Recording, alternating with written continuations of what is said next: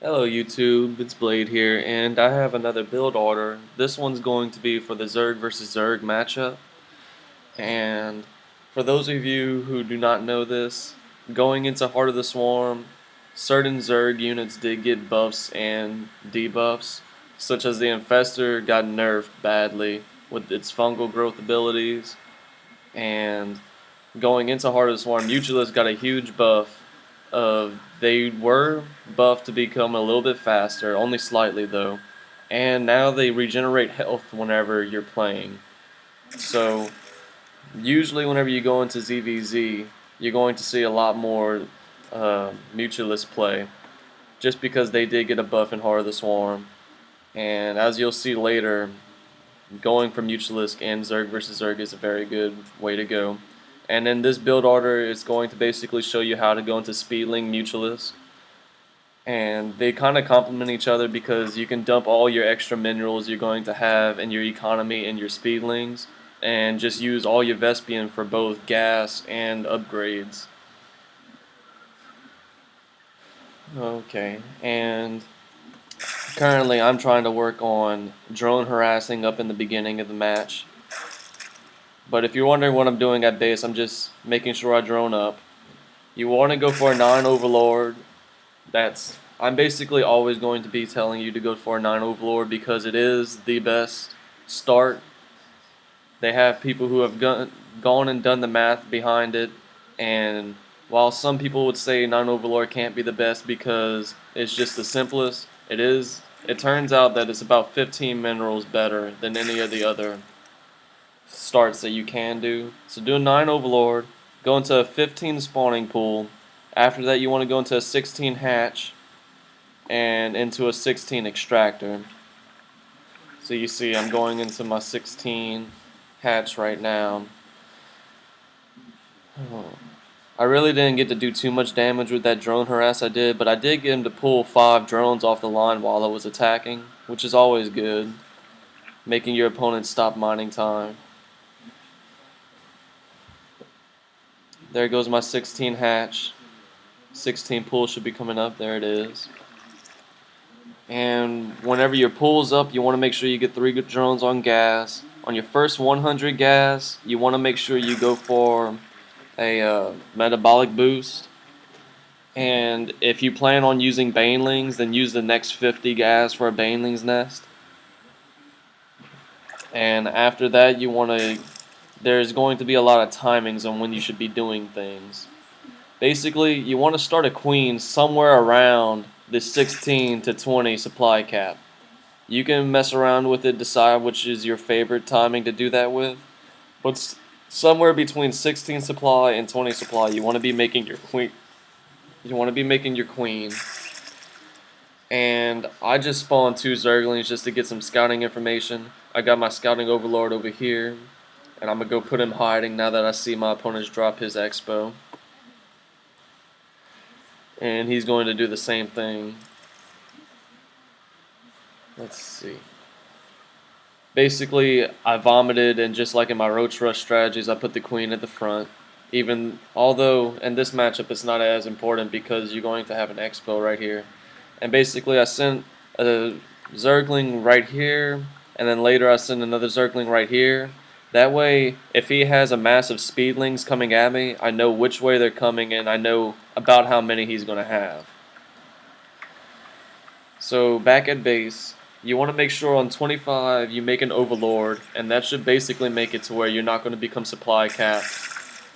Or if you do become supply capped, it won't be for very long. I start my creep spread right here, and I drop a spine crawler at 5:30. I was a little late on this one, but around 5:30 you want to drop a spine crawler because that's about whenever zergling timing attacks will come.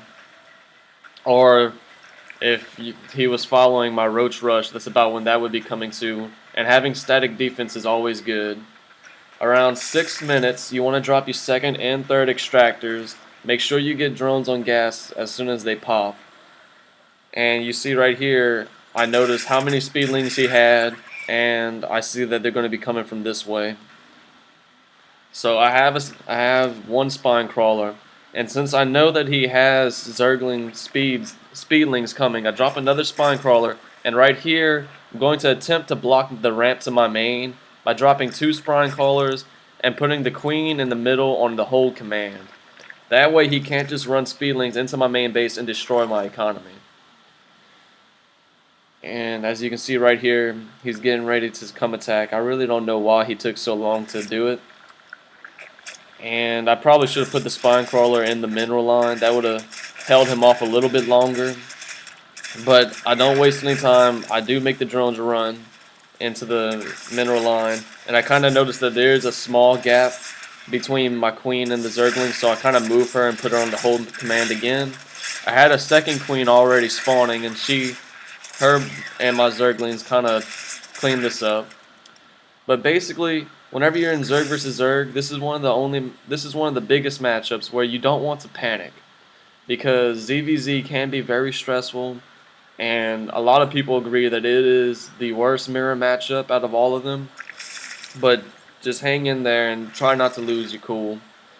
Whenever you did start the lair, that was either after you did a baneling nest if you do one, or whenever you get your next 100 gas, and you have your lair up. As soon as it gets up, you want to drop the spire, and basically just work on your economy. And if you're like me, then you'd have to have made a little bit of speedlings, but that won't hurt your economy at all.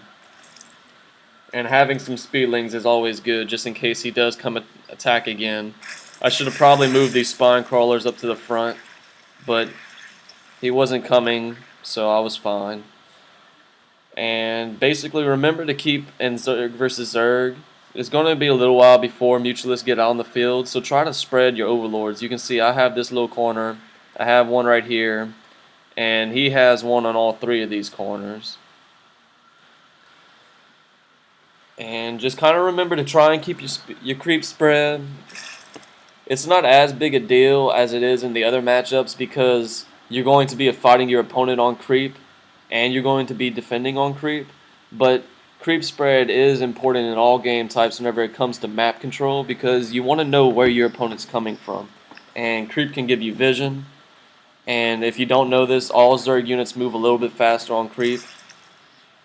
Certain units like the queen move insanely faster on creep. And basically, once the spire finishes, you want to go ahead and do the armor upgrade. A lot of people, they typically go for the attack upgrade first, but in Heart of the Swarm, spore crawlers got a 3x damage buff against biological units, which the only biological air units are mutalisks and corruptors and broodlords. So you want to try and get the armor upgrade first, just in case your mutalisks have to go up against spore crawlers, or if they have a spore crawler shooting at them, you'll be able to take it out. I'm just going ahead and taking out a few of the overlords I knew about with my mutalisks, and I have my speedlings and my mutalisks set on different rallies. I'm using the all units command to use speedlings and mutalisk, and I have my mutalisk on the 3rd hot command. Basically, once you're ready with a small little mutalist ball, you want to go and attack your enemy with both the speedlings and the mutalisk. You want to see what he has, and you want to try and hurt his economy as much as possible. And as you can see here, I'm going to take out the spine crawler first, then my speedlings aren't contested much.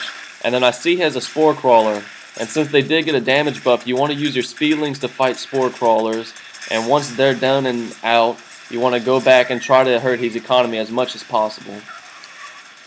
And basically right here, he was going for roaches, and as you can see, roaches, they can't attack mutalisks, so he's going to lose in a straight up fight. And I started my 3rd, and I think all these eggs that I just dropped were all mutalisks, so this roach ball would not have done anything to me. But basically, if you're having trouble in ZvZ, because I know that's one of my worst matchups, so I figure there's a lot of other people out there, especially in lower league, where they have trouble fighting in mirror matchups. And if you're a Zerg player, I hope this build did help you. And thanks for watching.